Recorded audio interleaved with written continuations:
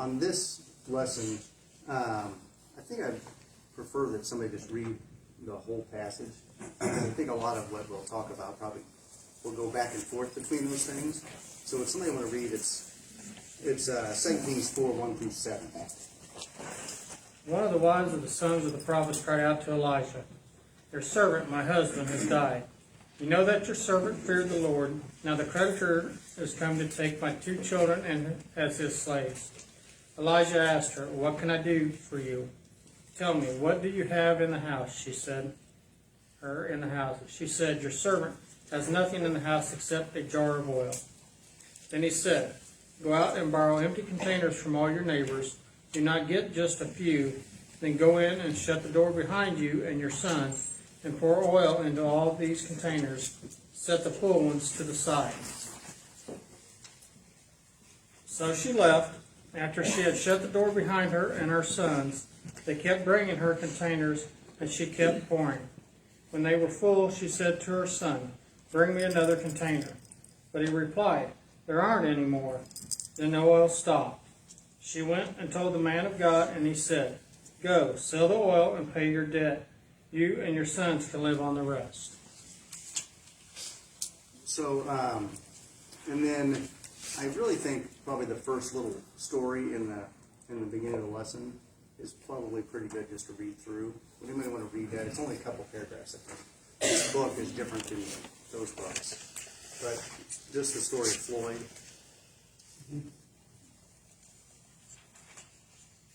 Just those first couple of paragraphs, is that what you want? Yeah, I think it's just the story. It's just a couple paragraphs, wasn't it? Okay. Elisha accepted God's Oh, invitation. no, it's the very beginning of the lesson. Oh, first okay. page. It's about the is it? Okay. Yeah. Floyd told our small group he had been sensing God was calling him into full-time Christian ministry. The next step would be going to a theological seminary for training. There was just one problem.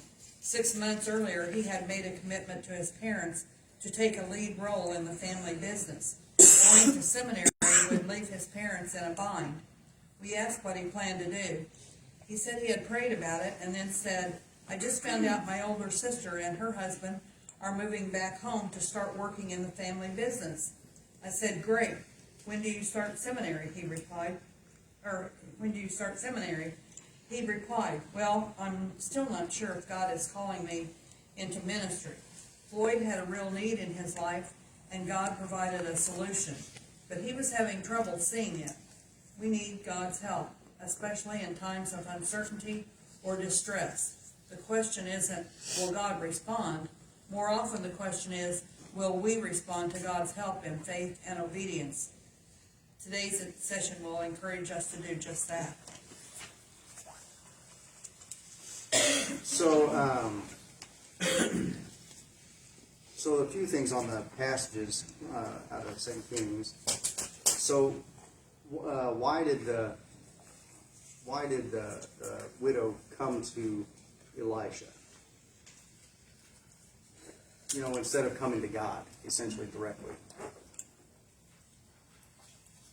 This is Old Testament times. This is just some background about the story, essentially. But she did that because that was the way of you go to your you elder. should go to your elder You go to the elder. to petition God on your behalf. So because it was just interesting, and then I think it's also assumed, and I don't know, I read through both that and this, but you know, it was somewhat assumed that her husband was likely one of essentially the people who worked with the prophets and so on, and then the creditor, what was his justification for taking her children for the debt?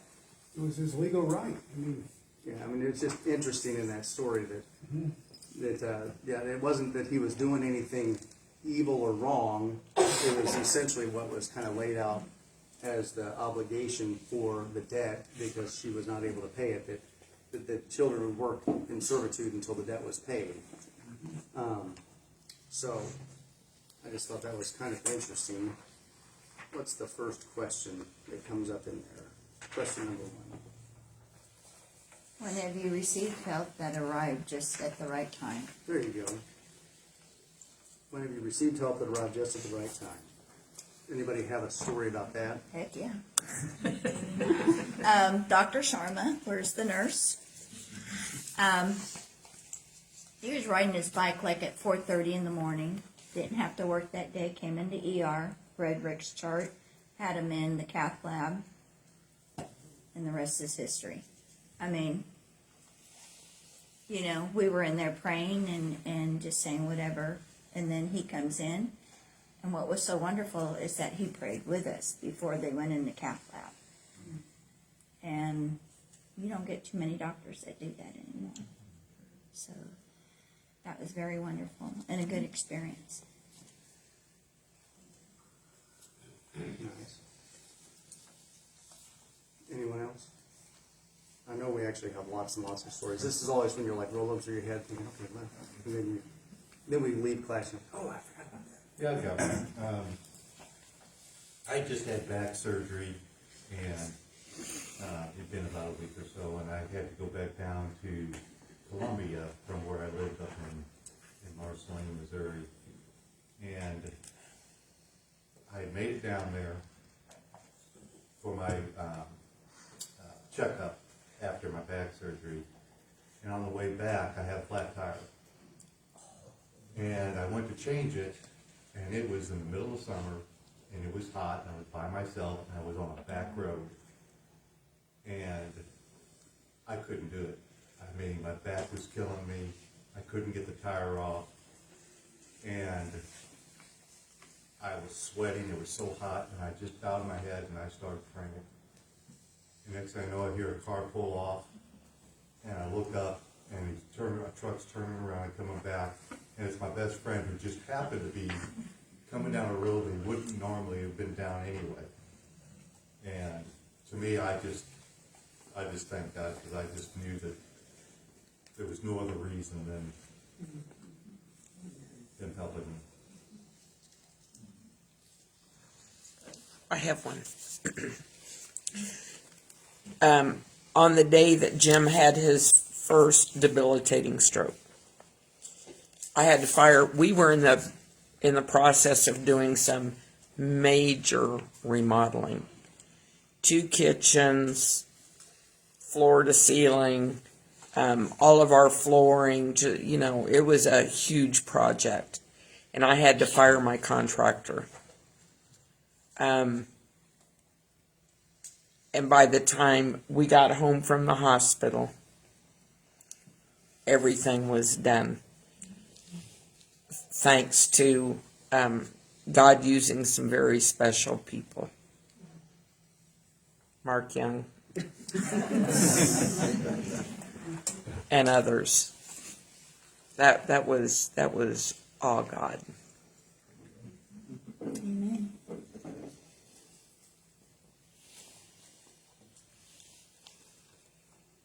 It's just, it's a reminder, with all, I'm sure there's lots more stories, but our tendency to, especially as men, to try to take care of it ourselves, that's a lot of times the first thing that comes to mind, but, when we put God first, when we go to Him first, with every situation, it's amazing. It's amazing what He will do.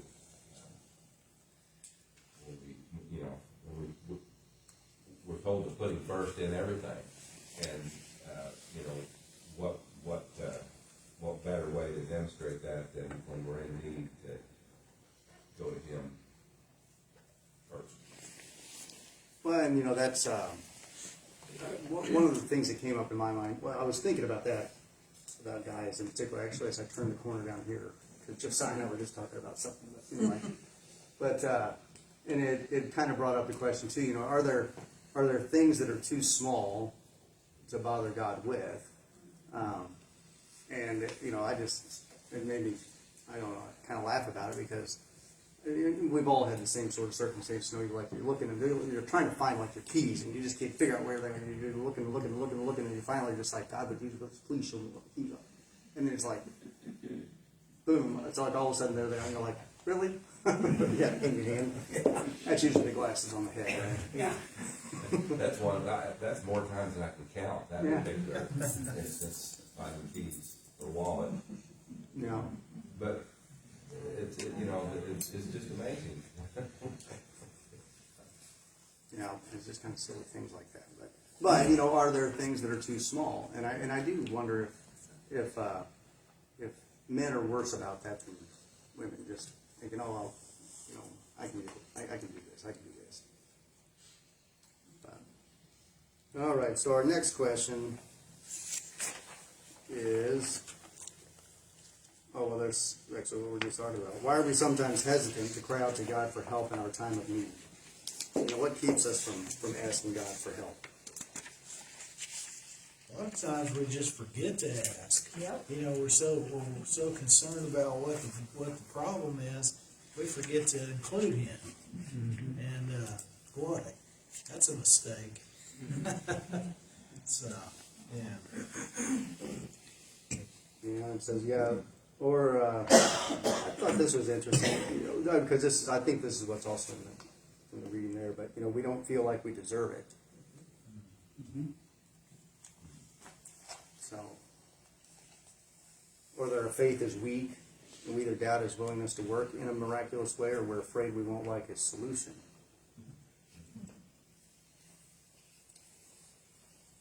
Well, I guess that was before that question.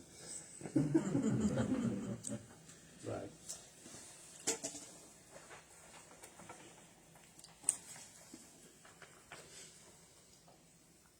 So let me just ask the next one.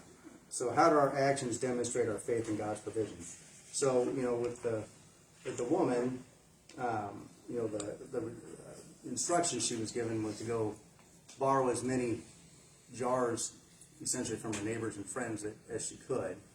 And, you know, so has anyone ever had seem like the answer that comes to you for a need that you prayed for seemed really strange? I can't come up with an example of that, but it wasn't really what you were expecting. You're thinking about Africa. I can see the wheels turning. Oh my gosh, so many times. I can remember a time when I had been praying about to befriend someone or to help someone, put something in my life, that I can help. And you're thinking in your mind it might be this person, but He brings you someone else. It's like, oh, well, that's not the person I thought He was going to put in my life, but that's what I'm thinking of, and it's I have one there too. Our former pastor's mother. She was in her late 80s at the time, and she had been praying for a friend. And I introduced her to my best friend, who's younger than me. And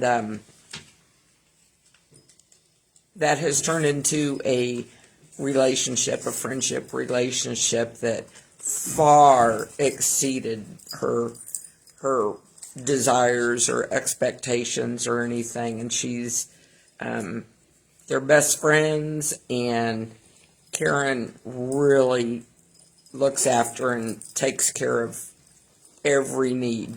And she's even been known to go over and help her put her socks on. So, she kind of jokingly says now, I've learned I need to be careful what I pray for. Right. Well, you just made me think of a conversation I probably have, I don't know how many times a week actually, but I'll have people approaching retirement oftentimes, especially men. I really kind of stress this with men, because men are, our default, and I hate to split things up as men and women all the time, but, man, so I know how we think, at least to some degree.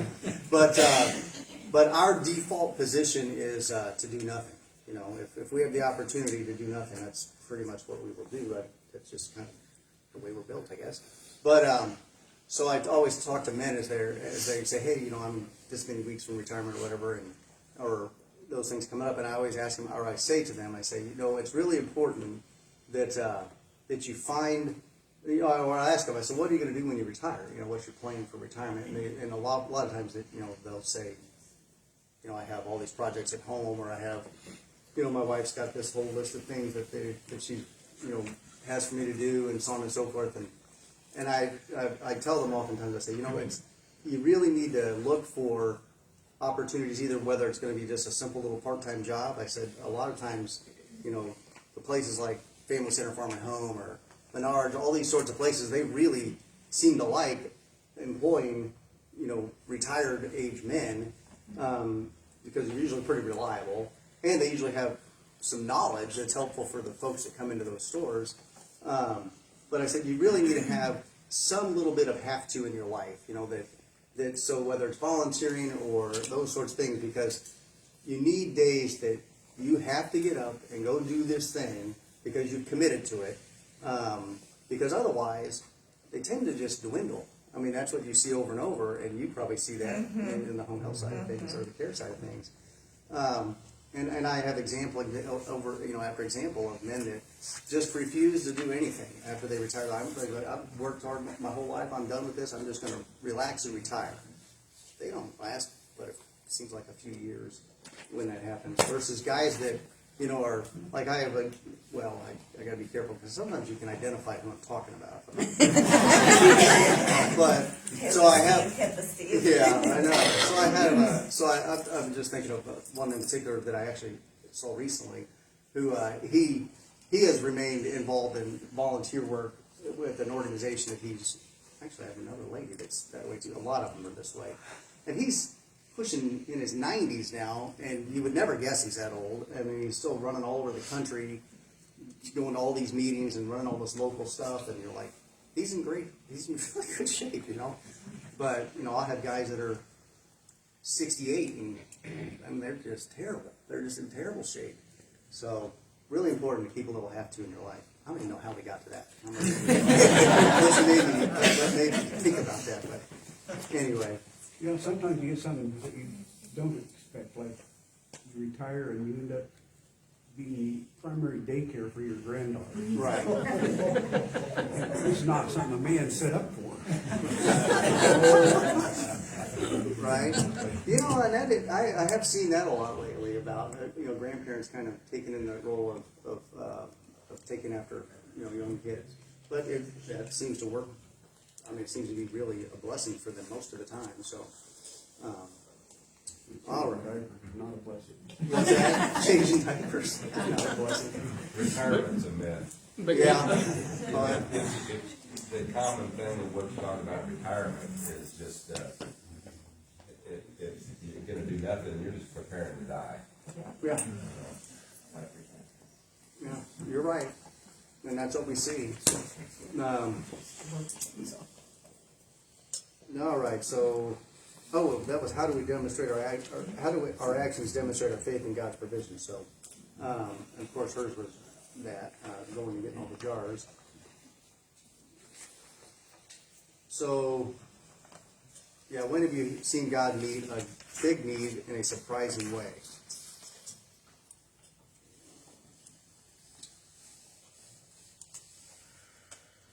Had two instances already this year, and where I was didn't know what I was going to do in a situation, and then when it happened, I smiled and I said, "That was you, God," you know. And it's that aha moment.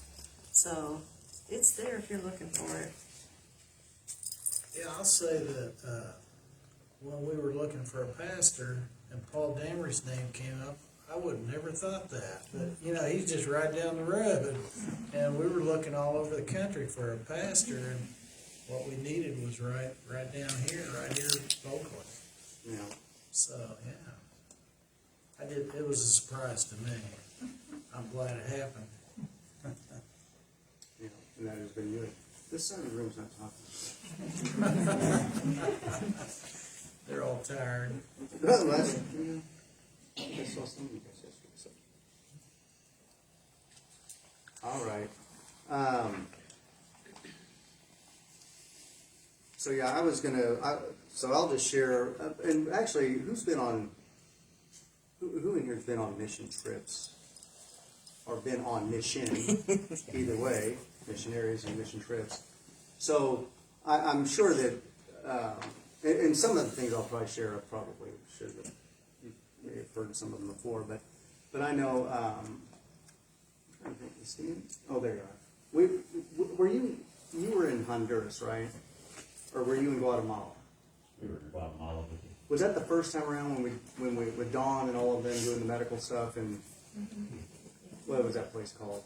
I can't remember the name of that place now, but yeah, I started to say that, and then I thought it was the other places in Honduras. They all get to be a blur, you know. But you know, we did a lot of medical stuff that week, and thankfully we had a really good team, Dawn and then there was oh gosh, I'm never going to get all these people's names right, but Teresa Herzog's daughter, and there was a couple nurses, her, and then Amy Cornelius. yeah, Amy Cornelius was with us, and then there was one of the guys that sits in front of us in church. I'm terrible with names. You'd think I would not be bad with names, but I deal with a million names a week, it seems like, and and sometimes it's like the most familiar people that I'm like, terrible with that. That's really bad. But It doesn't get easier, Steve. you know, I keep looking at memory tricks about how to try to fix that, and I just can't seem to do it. But we had a really interesting experience on that trip, because on the way back, and Chad, you've had, I mean, I know you got pretty sick on the way back from, that was Honduras, was that Honduras? But, and I've shared this before, but it was Colin, was it Colin or Cullen? I've known two different people with those names. Cullen was one of them. His, Colin, what's his last name? Was it Hoffman? Yeah. Hoffman? Anyways, regardless, he went and did he was aid, he did some political aid somewhere, I think, for a while.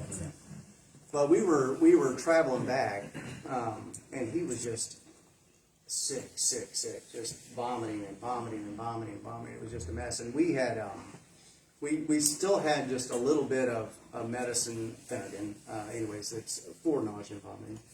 And, but we didn't have but like a couple of these pills. And,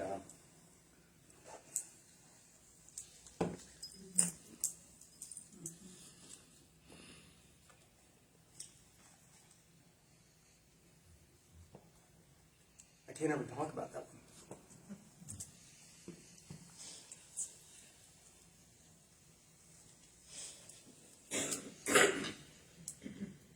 Well, because there was others as well, and but I mean, we didn't have enough medicine. There was, and but we got home and we still had med. So that was, you know, a similar sort of story to this, but yeah, it was just so strange. Well, it wasn't strange, obviously, at the end of the day, but you're just like, there's no way, because it was more than Colin, but he was the one that was the worst. And you worry you can't get out of the country. You know, you can't show up sick; they're not going to let you fly. You know, anyways, it was an interesting ordeal. But I had another episode once in the office that was, I've shared this before too, but, you know, we're not a long ways away in Gower from St. Joe, but I really, if we call the ambulance, it may sometimes be 45 minutes. I've had that happen in a snowstorm with someone having a heart attack, and I've had codes going on that we're doing CPR and all that kind of stuff, waiting on ambulances, but because we don't have the resources in the clinic for, you know, we're not in ER. I had a gentleman, it was just a simple thing on his forehead that was cutting off, and so I basically, we usually use this little circular scalpel. I usually like to do that if I can get the fit in there, because it's a nice, simple little, looks like a punch hole, and then springs and so up. Anyway, so I, do this little circular scalpel, it goes, and, because it's already a specific depth, you don't even have to hardly think about it, and then you just grab and snip it and put stitches in there. The second I cut that off of there, I had hit like an artery in his head. And I mean, it's just like, this moment I hit that, it's just like, just squirting out of his head, just pumping. And I'm like, and Leslie, my old nurse, this was forever ago. So, this was probably, I don't know how long ago Leslie was, but it would have been probably 2008, 2009. Anyways, and she was standing there with me, and of course, I just instantly just like, because I had gauze, I just look at her and I'm just like, we're in trouble. Because it's like filling up almost as quick as I can. Anyway, so I just have her hold, and I'm just like, I just grab Stitch, and you're praying at the same time, because you're like, this is not good. And, but I end up doing let's just like call it a figure 8 stitch, which I'd actually never done in my life. And I didn't even think about, it's not even what I was thinking about doing. It just like happens. And you're like, no. Everything's good. And you're like, and then he had no idea what was going on. He didn't know that there was any panic or anything, We're just looking at each other and I'm like, I think we're good now. And he's like, I was like, okay, you're good, everything's good, we're good. Well, let's get out of here. So, but it was just like the strangest thing, that my hand just does work, that I had never done ever in my life. That sort of surgical, silly stitching, but normally it's just simple little interrupted stitches. But so I'm sure that everybody has interesting stories that have happened in their lives like that. But that was just a couple of those. But Bruce Wilkinson, we met with him, this was years ago for the PRC. What was his book called? Bruce Wilkinson, was it Purpose Driven Life? No, that's Bruce Wilkinson. Experiencing God. Was that what it was? Were you at that lunch with us at that time? We had lunch with him before the banquet or whatever that day. And I really thought it was interesting, one of the things that he brought up, but because he was talking about praying for needs, and that generally, well, he used this example. He says, you can pray here that, God, I'm hungry, please feed me. I'm hungry, I need to eat. And the plate of food is sitting in front of you, and you just keep praying, God, feed me, I'm hungry, I need to eat. And you just simply need to feed yourself. It's been provided. You just simply need to take the action to feed yourself. And so his point, and really kind of part of his argument, is that when you pray for a need, there is usually an action that you need to take. It's not to just be passive, but that God is really calling you in that need to an action in order to fill that need. And so, of course, in this story, the action that she was called to do was to go collect the pots, and then to be faithful and pour the oil. But so those are just interesting little sidebars.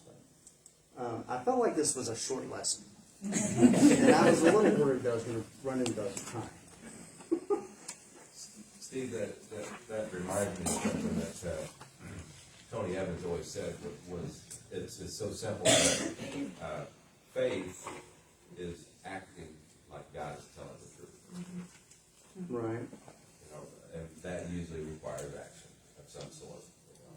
But it starts there. If you don't feel like God's telling the truth, you're not going to be able to have faith.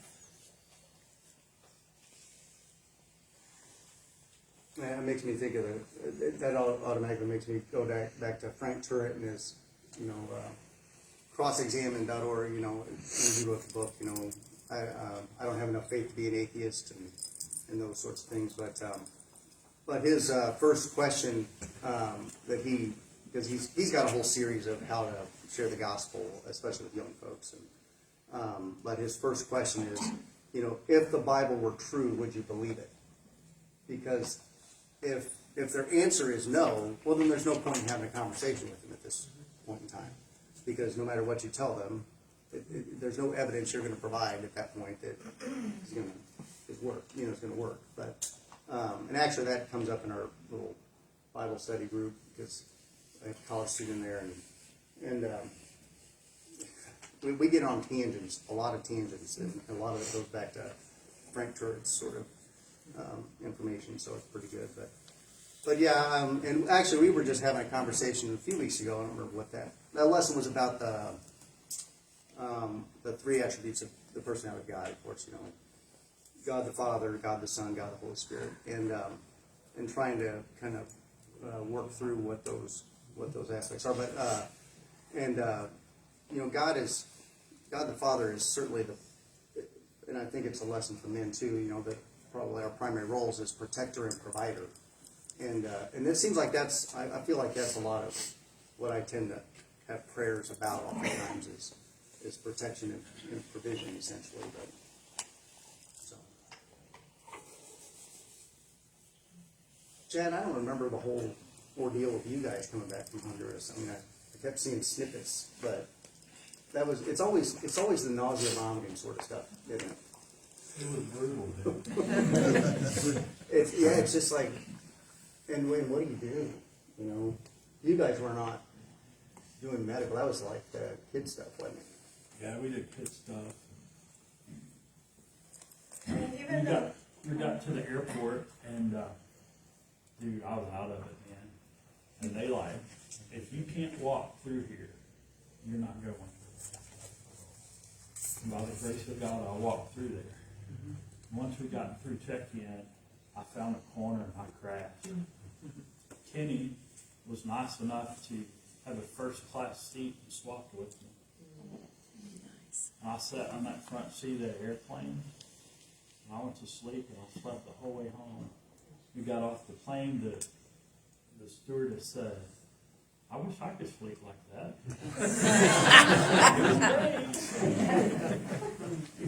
It was horrible. And it was so nice to have, we had some people at our church in Illinois that are now in ministry and right outside of Houston, and they were on standby.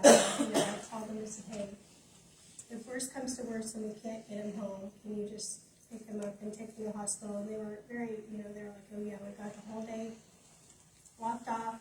If he needs us, we're available. So that was just nice to have that added security of just, you know, we can't get him home. Right. We Well, have then, second. I know that you guys' trip on the way back was a whole ordeal. That was Honduras, or Nicaragua. I mean, because that was not the plan to stop in Houston and be hung out there for a little while, but that worked out pretty well.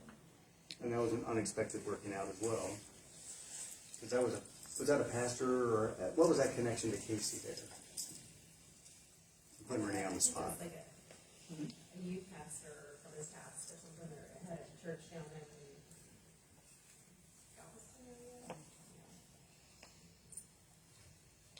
So, and then they ended up boarding in the church there, is that right? Overnight? Some of them for more than a night, wasn't it? They couldn't get there. Yeah, the flights got all messed up on the way back.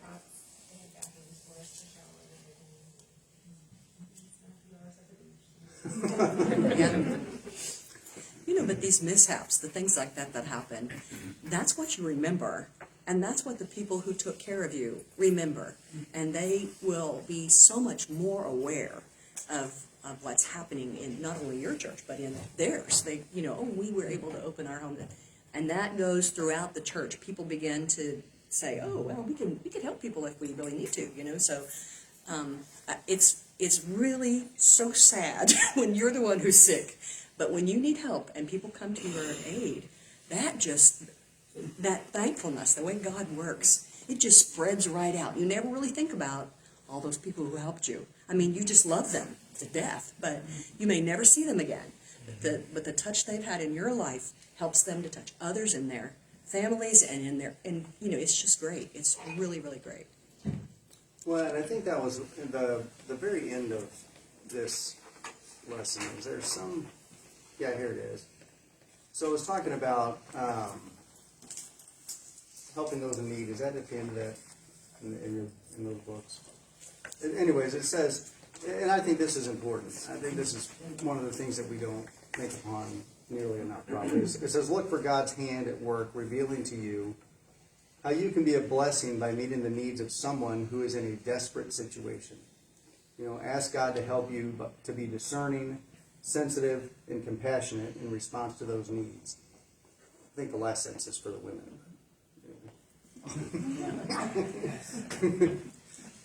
Guys aren't very discerning or sensitive sometimes, but anyway.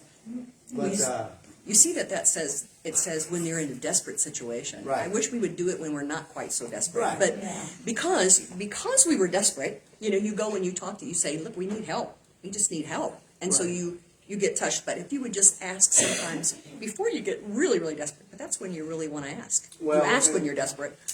And what they're pointing out here, which I think is really good, is to look for ways to help somebody that's in a need. And so I don't know if anybody has any examples of that, but you know, I know there's like silly little simple things sometimes that are just day-to-day things. You know, when you see somebody that clearly needs help carrying their bags or loading their car or whatever, and one of the, you know, and everybody's probably heard this anyway, but you really don't ask them if you can help them. You just tell them, here, let me take this for you. Here, let me help you with that. Because that's the silly little thing, is that if you ask some person who is clearly struggling, hey, can I help you with that? They'll say, no, I got it. It's all fine. You're like, no, it's not fine. You clearly can't do what you're sitting there trying to do. So, anyways, it's just one of those silly things of how you phrase it, and just do it. But Talk about silly things. I had a gal, it doesn't start out silly, but I had a gal that rang my bell because I had a security camera. And she was looking for her son. And she needed God more than she needed her son. But, so I ministered to her needs and then ministered to her spiritual needs. And I remember her sitting at my table, and she told me that she was lost. And I jokingly took a Jamie Regal thing, and I drew an X on a piece of paper and circled it, and I said, "You are here." And right now, at this moment, this is where God wants you to be, but He wants a relationship with you, blah, blah, blah. I brought her to church, and I kid you not, we were sitting there, and her eyes got real big. She was looking down at the floor, and there was an X with a circle around it. In this church. In this sanctuary. It was so bizarre. It was cool.